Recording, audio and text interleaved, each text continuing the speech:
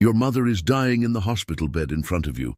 You watch her chest stop moving. You understand what has happened. The neurons in your prefrontal cortex process the visual data. You comprehend the finality, but you feel nothing. Not sadness, not shock, not even numbness, just flat, perfect neutrality. You turn and walk out of the room because staying serves no biological purpose. Before we continue, tell me in the comments, which emotion do you think you'd miss first? You wake on Monday morning in a world where every emotion has vanished from the human brain. Not suppressed, not dulled, completely absent. The neurological structures remain intact, but they fire in silence. Your amygdala processes threat information without producing fear. Your ventral striatum tracts reward without generating desire. Your anterior cingulate cortex monitors social pain without creating the feeling of rejection. The circuitry runs empty. You open your eyes, and the first thing you notice is the silence in your chest. That background hum of mood that colors every waking moment is gone. You are not calm. Calm is an emotion. You are not numb. Numbness is something you feel about not feeling. You are simply operating, a biological machine running diagnostics on a Tuesday morning with no context for why it should continue. You get dressed because the motor patterns exist in your basal ganglia. You eat breakfast because blood sugar levels trigger feeding behavior through hypothalamic circuits that do not require emotional motivation. But when you sit with your coffee, you realize you cannot remember why you bought this particular brand. The memory exists. You bought it because you enjoyed the taste. But enjoy is a word without referent now. The memory floats in your mind like a fact about a stranger. Your phone shows 37 missed calls from your partner. You read the texts. Where are you? Are you okay? Please answer. You pass the words. You understand their spouse is requesting information, but the urging quality, the thing that would make you feel compelled to respond, is absent. You set the phone down. You forget about it immediately because emotional salience was what made things persist in working memory. You drive to work. Traffic is different. No one honks. Honking was always about anger and frustration. A car cuts you off and you simply brake.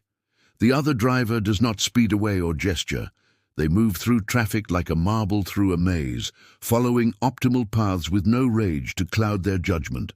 At first glance, the roads are more efficient. Every driver is now a perfect utilitarian calculator. But at every red light, you see people sitting motionless in their cars, staring forward, waiting for green with the patience of stones. The office is quieter than you have ever heard it. People sit at their desks and work. No one speaks unless information transfer is required. The social chatter that filled the space between tasks, the greetings and complaints and jokes, all of it served emotional functions, bonding, status, relief. None of those functions exist now. Your co-worker, who always said good morning, walks past you in silence. You do not feel hurt. You do not notice. You sit at your desk and open your email. There are projects with deadlines. You understand that missing deadlines has consequences. But consequences only matter if you fear them or care about reputation. You do not. The abstract knowledge that you should work exists, but the motivation does not. You stare at your screen. Minutes pass. Hours pass. You do not feel bored. Boredom is suffering. You are not suffering. You are waiting. For what? You no longer know. Around noon, you realize you have not decided whether to eat lunch.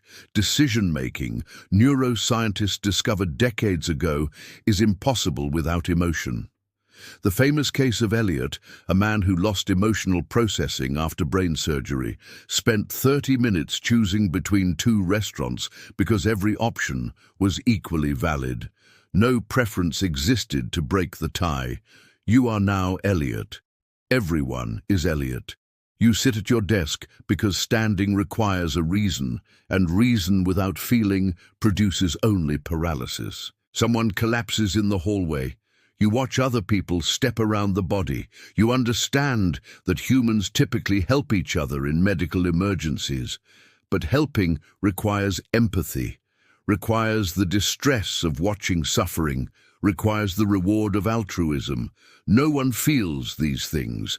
The person on the floor does not call for help because they do not feel afraid. They simply lie there, possibly dying, waiting for a biological process to resolve itself. Eventually someone calls 911, not from compassion, but from executing a learned social script, so automatic it persists even now. You leave work early because staying has no purpose. You drive home. The sun is setting and you know this used to be your favorite time of day. The memory is there. You can recall the feeling of golden light making you feel peaceful, but the recall is purely semantic, like remembering that Paris is the capital of France. A fact with no experiential weight. You watch the sunset and understand aesthetically that it is beautiful. The neurons in your visual cortex process the color gradients and symmetry, but beauty without feeling is just a category, a word, nothing more. At home, you find your partner sitting in the dark. They have not turned on the lights. Why would they? Darkness is not uncomfortable if you do not feel discomfort. You sit next to them. They do not acknowledge you. You do not feel hurt. You sit in silence. An hour passes. 2 hours. You do not feel lonely. Loneliness is an emotion. You are simply alone. And alone is just a spatial descriptor now. On Tuesday, you begin to notice the decay. The grocery store is fully stocked, but no one is shopping. Food is necessary for survival, but the urgency that drove people to buy food was always emotional. Hunger is uncomfortable. Discomfort is an emotion. You eat only when the cognitive knowledge that you must eat intersects with the automatic presence of food. You open your refrigerator and eat whatever appears first.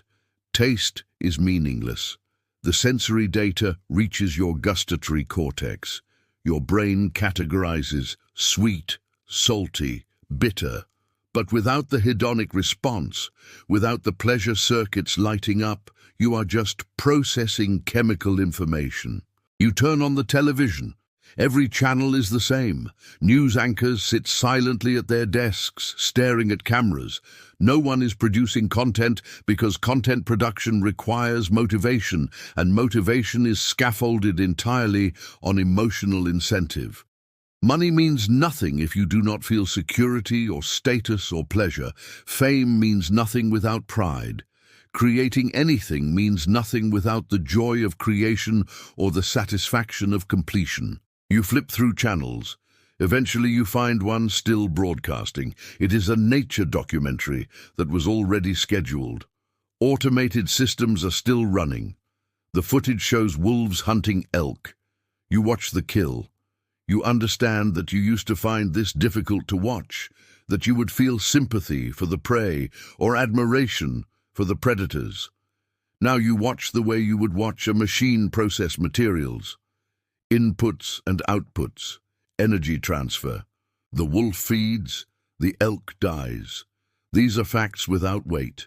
Your phone rings. It is your mother. You answer because the behavior is automatic. She speaks and her voice has changed. All the melody is gone.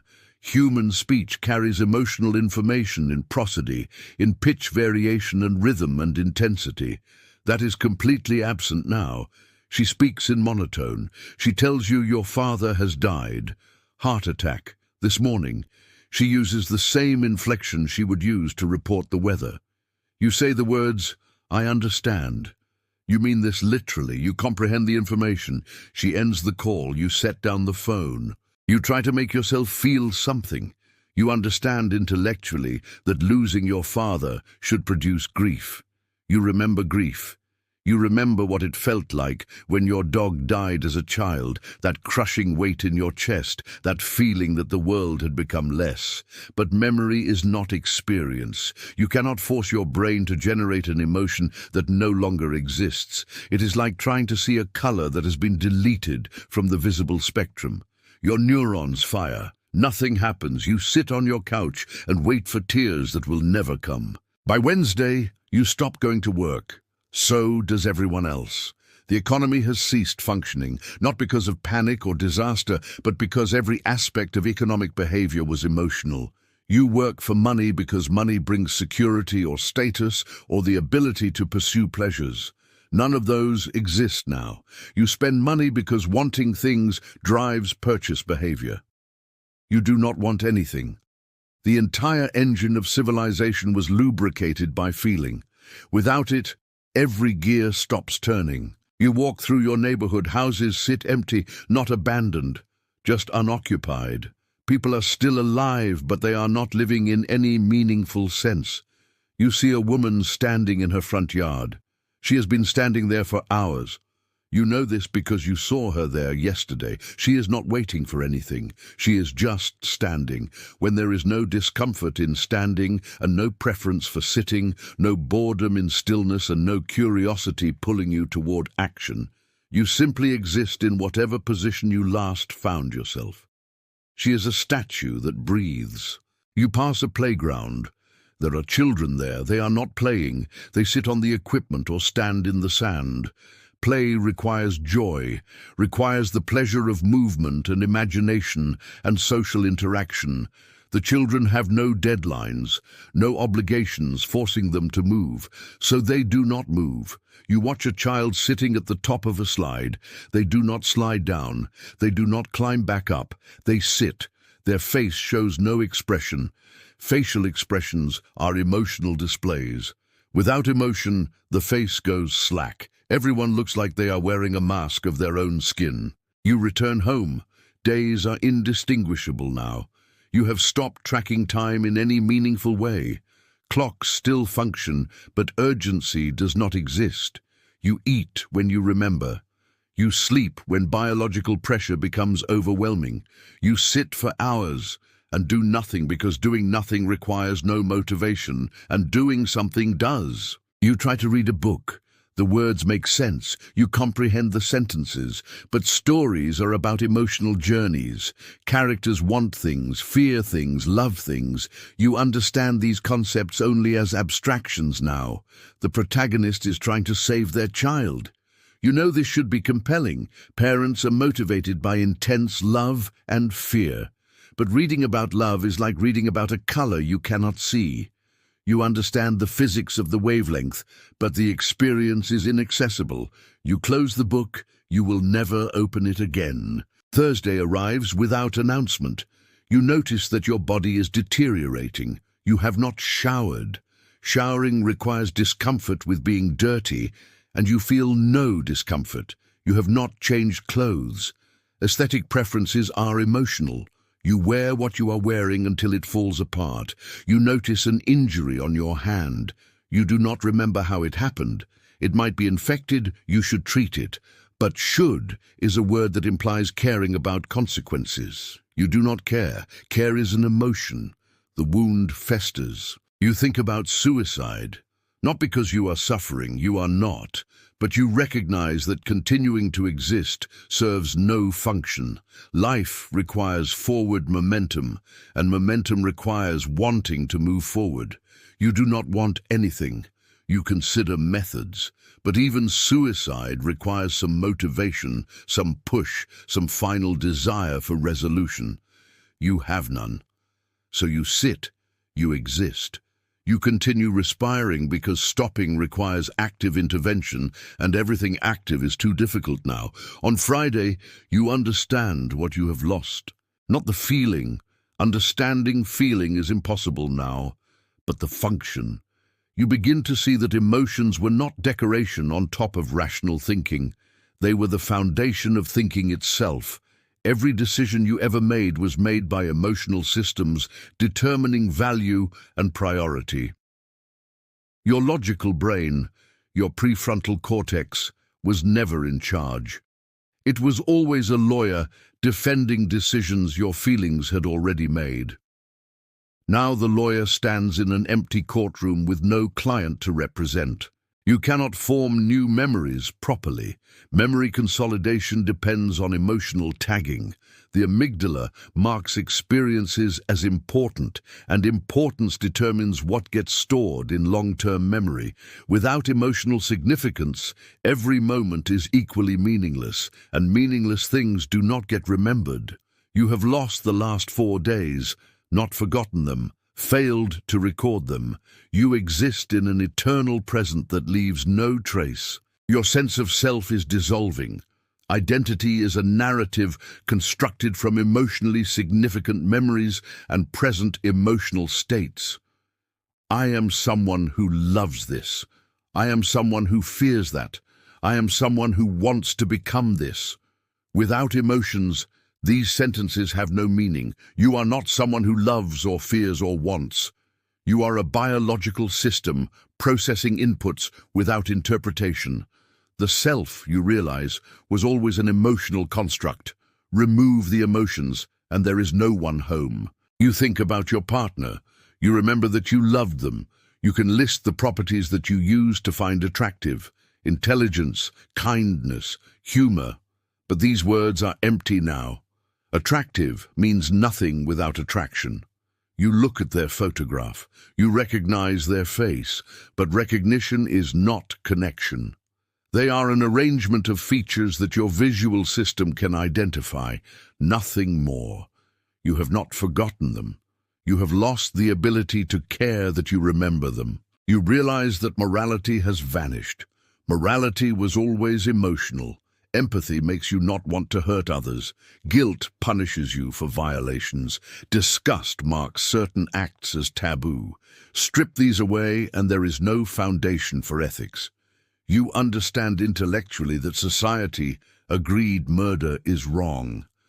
But agreement only matters if you fear punishment or feel empathy for victims. You feel neither. You would not murder someone because action requires motivation. But you would also not stop a murder you witnessed because stopping it requires caring about the victim. Right and wrong are words without referent. Everything is permitted because nothing matters. The city is dying around you. Power grids are failing because maintenance requires people to work, and work requires motivation. You notice the streetlights are dark. Water pressure is dropping. No one is manning the infrastructure. Why would they? Collective responsibility is an emotional commitment. You understand that society is a shared agreement to care about mutual survival. But caring is emotion. The agreement has dissolved. You see fires in the distance, not from violence. From accidents no one is motivated to prevent or extinguish. Buildings burn because watching them burn does not cause distress. You observe the smoke with perfect neutrality. Destruction is just transformation. Atoms rearranging. Nothing is being lost because loss is emotional. You find yourself standing in the middle of an intersection. Cars have stopped moving. Some have run out of gas because driving to get gas requires future-oriented concern. You stand there for hours. Other people join you, not deliberately. They simply stopped walking and stayed where they stopped. You are all waiting. For what? For the capacity to want something again, for the return of meaning, for the universe to remember how to make you care. You think about the week before this started. You remember stress, arguments with your partner about minor things, anxiety about work deadlines, frustration in traffic, that gnawing Sunday evening dread. You remember wanting these feelings to stop. You would have given anything for peace, for calm, for the cessation of emotional turmoil. Now you would give anything to have them back. Not because you miss happiness, you cannot miss anything, but because you understand with crystalline intellectual clarity that those feelings were the only thing that made you real. Pain gave you something to avoid. Pleasure gave you something to seek. Fear kept you alive. Love gave you reason to live. Even anxiety, even dread, even the worst emotional suffering was better than this perfect silence. You realize the horrifying truth. Emotions were not the noise in the system. They were the signal. Rational thought was never separate from feeling. It was feeling with extra steps. Every goal, every value, every meaning you ever constructed was built on the foundation of caring about something. And caring is emotion. Remove that foundation, and the entire cathedral of human experience collapses into dust. Saturday arrives. You no longer track it consciously. You are sitting somewhere. You do not remember where or why. Your body is shutting down slowly. You have not eaten in days, not because you want to die, because eating requires the motivation to find food, and you have none. Thirst hurts, hunger hurts. These are the last emotions, the most basic, the ones built into the brainstem below conscious control. But even these are fading now. You think about other people. You understand that everyone is experiencing this same dissolution. 7 billion humans sitting in the ruins of their motivation, unable to help each other because helping requires empathy, unable to help themselves because self-preservation requires fear. This is not apocalypse. Apocalypse is dramatic. This is entropy, the slow settling of everything into its lowest energy state. And the lowest energy state for a consciousness without emotion is stillness. You have one final thought before even thinking becomes too difficult. You realize that emotions were not an evolutionary accident or a primitive holdover from our animal past. They were the solution to an impossible problem. How do you make a complex system care about its own survival? How do you give value to a universe that has no inherent meaning? The answer was feeling. Pain to mark danger, pleasure to mark benefit, love to bind tribes together, fear to ensure caution. Every emotion was a message written in the language of consciousness itself. Now the messages have stopped, and you understand that a mind receiving no messages is not a mind at all. You close your eyes, not to sleep. Your body no longer generates the desire for rest. You close them because keeping them open requires a reason, and you have none. In the darkness behind your eyelids, you search one final time for anything. A spark of irritation, a flicker of sadness, a ghost of joy. But there is nothing.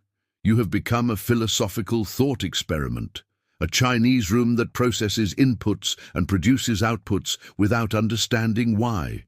You are conscious, you are aware, but you are not alive. And this, you understand in your final moment of clarity, is what humans always were. Emotions wearing meat. Take away the emotions and all that remains is meat. We return now from the simulation. The scenario is complete. You have witnessed what philosophers call the hard problem of consciousness from its inverse angle. We debate why physical matter produces subjective experience. But the deeper question is why subjective experience produces any motivation to continue existing. The answer is emotion. Consciousness without emotion is not a mind. It is a camera recording footage no one watches. It is a calculator running equations no one checks. It is existence without meaning, because meaning itself is an emotional attribution. Neuroscience has confirmed what philosophers suspected. The limbic system, the emotional brain, is not subordinate to the cortex. It is primary. Every human achievement, every work of art, every scientific discovery, every act of love or courage or sacrifice, all of it was generated by the emotional systems deciding something mattered enough to pursue. Your rational mind has never been in control. It has only ever been a sophisticated rationalization engine for what your feelings already decided. Remove the feelings and rationality reveals itself as impotent. Logic with no values is paralysis. You cannot survive without emotions because survival itself is an emotional imperative. Evolution built you to feel pain because pain is what makes you avoid death. It built you to feel pleasure because pleasure is what makes you seek reproduction. It built you to feel love because love is what makes you protect your offspring long enough for them to survive. Every feeling you have ever had was a solution to the problem of how to make a temporary pattern of matter care about remaining a pattern. Take away the caring and the pattern dissolves. This is why you would beg for the pain back, not because pain is pleasant, because pain is proof that you exist in a way that matters. The capacity to suffer is the capacity to have stakes in the universe. It is what separates you from rocks and algorithms and dead stars. Your emotions are not weaknesses to overcome or noise to filter. They are the only thing that makes you real. Tell me in the comments, if you could choose only one emotion to keep forever, which would it be and why? Now, before you go, if this simulation disturbed you the way it was designed to, press that like button. Subscribe to this channel for more scenarios that explore the boundaries of human psychology. And most importantly, watch the previous simulation. If you have not yet, what if you could hear everyone's thoughts for 24 hours? You wouldn't survive the second. That scenario will show you that sometimes the horror is not in losing your mind. It is in gaining access to everyone else's.